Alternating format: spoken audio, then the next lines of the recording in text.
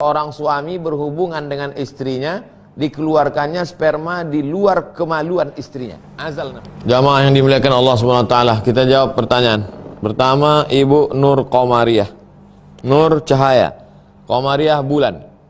Nur Komariah cahaya bulan. Berarti lahirnya malam. Assalamualaikum Ustaz. Waalaikumsalam warahmatullahi wabarakatuh. Apa hukumnya seorang istri mengangkat rahimnya untuk ber-KB atas persetujuan suami?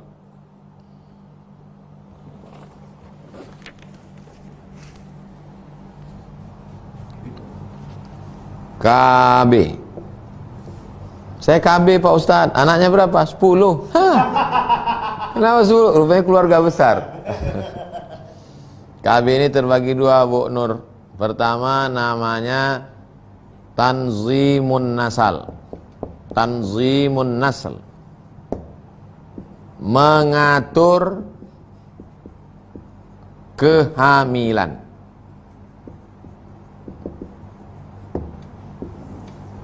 Yang kedua namanya tahdid nasl,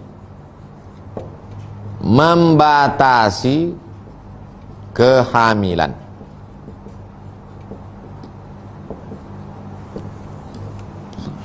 Contoh membatasi kehamilan pada laki-laki adalah vasektomi.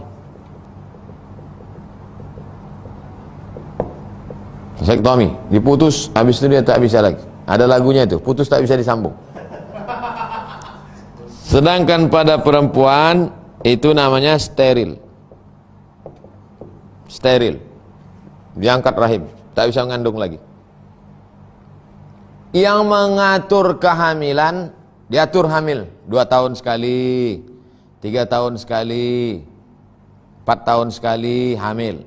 Gimana dek? 5 tahun sekali aja lah bang. Apa ini? Sesuai pilkada. Ini boleh, ini haram. Ini boleh apa dalilnya? Apa boleh mengatur kehamilannya? Apa dalilnya? Karena Nabi membolehkan azal. Azal.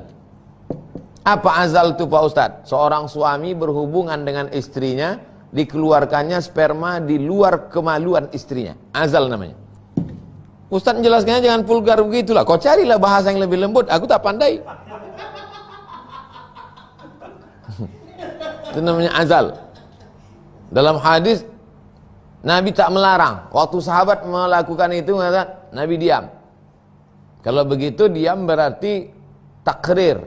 Diam tu tak marah Nabi. Seandainya Nabi marah pasti menjadi haram. Nah, itulah hikmahnya diamnya Nabi waktu sahabat melakukan azal itu. Ternyata setelah 14 abad baru orang tahu hikmahnya. Rupanya inilah boleh melakukan pengaturan ini. Nah. Tapi kalau ini ada kejadian di Mesir. Seorang polisi Mesir. Dia sudah mapan. Sudah punya rumah, apartemen, sudah punya mobil, sudah punya anak 2 orang. Kisahnya true story, kisah nyata. Lalu kemudian karena dia sudah menganggap mapan semua, akhirnya dia vasektomi. Setelah vasektomi tentu tak bisa punya anak lagi. Malang tak dapat ditolak, untung tak dapat diraih. Apa yang terjadi? 2 anaknya itu meninggal. Stres. Akhirnya bertobat. Lalu dia menceritakan itu, menceritakan pengalaman hidupnya, dituliskan. Itulah saya baca. Oh, rupanya itulah bahayanya. Tak bisa lagi. Begitu juga dengan perempuan. Bang, anak kita kan sudah 2, bagus ya. Iya, rumah udah ada, mobil udah ada. Oke. Malang tak dapat ditolak. Bersin-bersin anak itu mati. Mati. Istri mau hamil lagi tak bisa. Menangislah ibu, bapak tuh senyum. Dia bisa berbini lagi. Hati-hati ibu yang udah steril. Aku bukan nakut-nakutin, enggak. Tapi, tenang dulu. Tapi ada yang boleh steril nih. Misalnya ibu-ibu yang sudah operasi sesar beberapa kali. Udah dibelah dah. Anak pertama lahir, belah. Udah itu lahir lagi, belah. Saya kan belah sini, belah sini. Kata dokter nih, tak bisa lagi bu. Ibu udah beberapa kali belah udah. Yang lama aja belum sembuh, mau buat belah lagi baru lagi. Jadi gimana caranya? Diangkatlah rahim. Steril. Tapi dokter tuh amanah. Atau ada penyakit. Atau di atas usia-usia yang resiko tinggi untuk melahirkan. Kata dokter, ini kalau ibu melahirkan umur segini, resikonya mati. Tanya suami, bang gimana bang? Apa kata dokter tuh? Kata dia, kalau aku hamil lagi aku mati. Abang pilih mati atau aku angkat rahim? Aku mati aja lah. Tak boleh. Tak boleh pilih mati. Mesti dia pilih steril. Makanya suami juga perlu tahu tentang ini. Jelas kan? Jelas.